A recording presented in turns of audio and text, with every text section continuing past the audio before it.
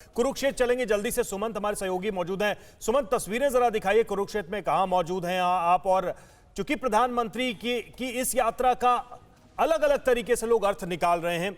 कुछ लोग धार्मिक यात्रा मान रहे हैं, कुछ लोग इसे उत्तराखंड में एक केदारनाथ धाम में जो त्रासदी आई थी उसके बाद पूरे माहौल को बदलने और वहां पर इंफ्रास्ट्रक्चर को मजबूत करने के जो प्रोजेक्ट्स हैं उस नजर से देख रहे हैं। आप जहां मौजूद हैं वहां लोगों की क्या राय है? देखिए रवि, मैं इस वक्त हरियाणा के कुरुक्षेत्र में जो ऐतिहासिक और प्राचीन मंदिरों में से एक है स्थानेश्वर महादेव मंदिर, उस मंदिर के प्रांगण में मौजूद हूँ। और जब जो वहाँ केदारनाथ धाम में प्रधानमंत्री पूजा के बाद जब अलग अलग जगहों पे जो नेता है, मुख्यमंत्री हैं, और उनसे जब रूबरू होंगे तो उसी तरीके से आप देखें कि इस पूरे मंदिर प्रांगण में किस तरीके से रवि भव्य तैयारी की गई है। यहाँ पे कुर्सियाँ लगाई गई है। सामने अगर आप देखें तो यहाँ पे LED स्क्रीन्स लगाए गए हैं ताकि जब वीडियो कॉन्फ्रेंसिंग के थ्रू जब जुड़ेंगे तो यहाँ पे बड़ी संख्या में आसपास के जो ऐतिहासिक धार्मिक मंदिर हैं या जो मठ हैं वहां से शंकराचार्य, महामंडलेश्वर, संत समाज के लोग बड़ी संख्या में यहां पे आने वाले हैं जो शिरकत करेंगे। इस मंदिर का अपने आप में बहुत ऐतिहासिक महत्व है रवि।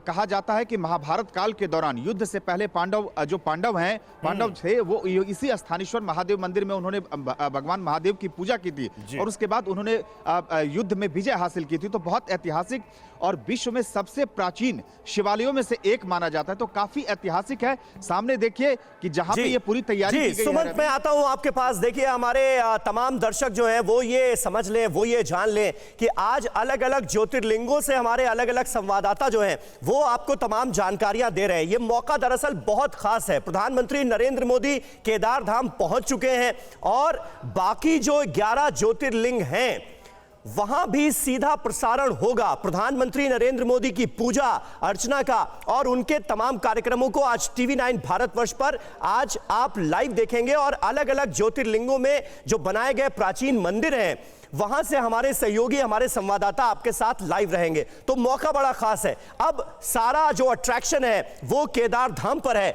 वहां से हमारे दो सहयोगी विपिन चौबे हमारे साथ मौजूद हैं, कुमार कुंदन हमारे साथ मौजूद हैं। ठंड वहां पर काफी ज्यादा है, देखिए टोपी मफलर सब निकल आया है। विपिन के पास में जाऊंगा, लेकिन सबसे पहले कुमार ये बताइए ताजा अपडेट क्या है? PM मोदी क्या वहां पर पहुंच गए हैं? आगे का क्या कार्यक्रम है, जरा तस्वीरों के साथ बताएं। देखिए समीर, सबसे पहले मैं ये बताना चाहूँगा कि प्रधानमंत्री का जो यहाँ पे सबसे पहले प्रोटोकॉल के तहत जो हेली है वो लैंड हुआ। उसके बाद अभी प्रधानमंत्री का हेलीकॉप्टर एक लैंड हुआ है। बताया जा रहा है कि प्रधानमंत्री उसके बाद वहाँ से सेफ हाउस में जाएंगे। सेफ हाउस एक जगह बनाया गया है जिसमें कि 2 मिनट आराम करने के लिए या फिर एक तरह से कह सकते हैं कि जस्ट रिलैक्स करने के लिए वहाँ पे है। और सेफ हाउस के बाद सीधे जो हमारे सामने में बगल में आपको दिख रहा होगा बाबा केदारनाथ का मंदिर है, इस मंदिर में प्रधानमंत्री जाएंगे। समीर, मैं फिर बताना चाहूँगा कि इस बार कार्यक्रम को बहुत ही ज़्यादा सिक्योरिटी के लिहाज से अलग रखा गया है, क्योंकि जो केदारनाथ का मंदिर है इसके 2 पार्ट हैं। एक पार्ट केदारपुरम है जहाँ पे केदारनाथ का मंदिर और उसके आसपास का इलाका है, दूसरा सरस्वती और मंदाकिनी नदी के उस पार का इलाका है। तो इस बार जो केदारनाथ का जो मंदिर का इलाका है, इस मंदिर के इलाके में पूरी तरीके से सिक्योरिटी की वजह से सबको हटा दिया गया है, इवन मीडिया पर्सन्स को भी। हम किसी एक टॉप एंगल पे खड़े हैं जहां से दर्शकों को तस्वीर दिखा रहे हैं। और दूसरी तरफ चूंकि प्रधानमंत्री सरप्राइज एलिमेंट के लिए जाने जाते हैं तो कोई भी इंफ्रास्ट्रक्चर प्रोजेक्ट का जायजा भी ले सकते हैं, फिजिकल वेरिफिकेशन कर सकते हैं। इसको लेके आप देख सकते हैं कि पूरी तस्वीरें जो फिजिकल वेरिफिकेशन को लेके है उसको लेके भी पूरा खाली कराया गया है। अब बात आपने कार्यक्रम की कही, तो कार्यक्रम में जब प्रधानमंत्री सेफ हाउस से निकलेंगे तो वो मंदिर के अंदर जाएंगे, वहां गर्भगृह में वो पूजा अर्चना करेंगे। इसके लिए तकरीबन 35 मिनट का वक्त मुकर्रर किया गया है और प्रधानमंत्री के जो तीर्थ पुरोहित हैं वो बाकायदा उनकी पूजा कराएंगे। 5वीं बार प्रधानमंत्री यहां आ रहे हैं और हर बार उसी तीर्थ पुरोहित सुरेश जी ने उनका पूजा कराई है।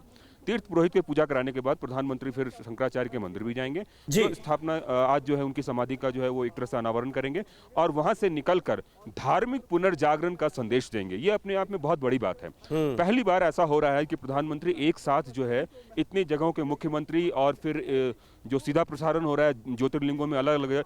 उत्तराखंड की बात करें तो 35 जगहों पर इसका लाइव टेलीकास्ट हो रहा है। कुमार, इस वक्त विपिन चौबे भी मुझे नजर आ रहे हैं केदारनाथ से ही, हमारे एक और सहयोगी। विपिन, जरा तफसील से बताएं, क्योंकि प्रधानमंत्री नरेंद्र मोदी का इससे पहले जब दौरा हुआ है हमने देखा है किस तरह से वो विकास परियोजनाओं का खुद जायजा लेते हैं, इंजीनियर्स को बुला लेते हैं, काम करने वालों को बुला लेते हैं और उनसे पूछने लगते हैं कि भाई आप कहां तक पहुंचे, कहां तक काम चल रहा है।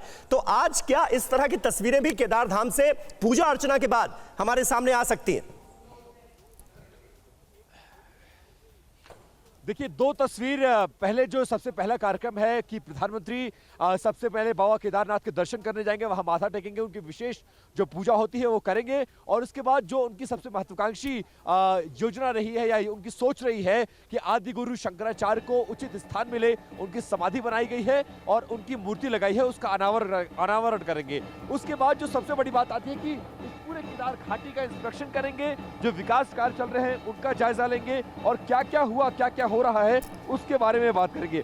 तो आपको बता दें कि आज यहाँ पर जो कार्यक्रम है वो बहुत विशेष है और उस विशेष कार्यक्रम में आप देखेंगे कि क्या क्या उनको देना है और क्या क्या वो कर रहे हैं। देखिए, सबसे पहले तो वो आदि गुरु शंकराचार्य की समाधि का अनावरण कर रहे हैं। उसके बाद केदारनाथ धाम में जो संगम घाट है उसके पुनर्विकास का जायजा लेंगे। प्रशासनिक कार्यालय और अस्पताल का निर्माण जो हुआ है उसका इंस्पेक्शन करेंगे और जो छोटा अस्पताल बना है वहां जाके देखेंगे कैसा काम हो रहा है और जो बड़ा अस्पताल बनना है वहां क्या कुछ हो रहा है। उसके अलावा सरस्वती सिविक एमिनिटी भवन जो बन रहा है वो कहां तक पहुंचा और उसके बाद केदारनाथ तीर्थ स्थल से जो संग्रहालय परिसर है यानी एक म्यूजियम बनाया जा रहा है वो परिसर कितना बना, कैसे हुआ, क्या वहां देखेंगे। साथ ही मंदाकिनी नदी और सरस्वती नदी उस पर कई सारे पुल बने हुए हैं और एक पुल की तस्वीर इस वक्त आप देख रहे होंगे। इस तरह के तमाम जो पुल थे 2013 की आई त्रासदी में वो तमाम पुल टूट गए थे। तो जो संपर्क है, चाहे वो गरुड़ चट्टी है या फिर बाकी के पर्वत श्रृंखलाएं हैं या फिर दूसरे एरियाज हैं, उनका केदारनाथ से संपर्क टूट गया था। तो अब संपर्क स्थापित करने के लिए नए लगभग आधा दर्जन पुल बनाए गए हैं अलग अलग जगहों पे और इस तरह के पुल बनाए गए हैं वो सभी बनकर तैयार हैं। और उसके अलावा एक नया रोड बनाया गया है ताकि जो चल पाने में सक्षम लोग नहीं है वो इस रास्ते यानी कि जो नुकसान उस प्राकृतिक आपदा में हुआ था वो इस रास्ते से होते हुए उसके पुनर्निर्माण की बात हम सुन रहे हैं। और निश्चित तौर पर जी, निश्चित तौर पर जिस तरीके का कंस्ट्रक्शन है ये पूरा होने के बाद वहां पर स्थितियां कैसे बदलेगी उस पर भी नजर रहेगी। विपिन कुछ कह रहे हैं, विपिन क्या कह रहे हैं आप, प्लीज अपनी बात पूरी करें। हाँ, मैं ये कह रहा था जहां हम लोग खड़े हैं ये प्रशासनिक भवन का इलाका है, इस तरफ उनको नहीं आना, लेकिन यहां से सामने आपको जो हरे रंग की चादर दिखाई दे रही है उस पूरे इलाके में वो आएंगे और बाकायदा उनके लिए बैटरी वाली गाड़ी मंगाई गई है, उस पर बैठ के वो जायजा लेंगे, इंजीनियर से बात करेंगे, जो कंपनियां उनको बना रही हैं उनके लोगों से बात करेंगे, काम कहां तक पहुंचा, काम डिले क्यों हो रहा है और काम कैसे तेजी से बढ़ाया जाए वो उसको लेकर बातचीत करेंगे। एक सबसे बड़ा जो चैलेंज है केदारनाथ में वो चैलेंज ये है कि 6 महीने काम बंद रहेगा। अभी जब 6 नवंबर को बाबा केदारनाथ के कपाट बंद हो जाएंगे तो इस पूरे इलाके को खाली कर लिया जाएगा, यहाँ कोई नहीं रहेगा, तो जो काम है वो भी रुक जाएगा। तो अब 6 महीने ही काम होना है, तो इन 6 महीनों में कैसे गति प्रदान की जाए उसको लेकर प्रधानमंत्री उनसे बात करेंगे और फिजिकल इंस्पेक्शन करना ये तय है।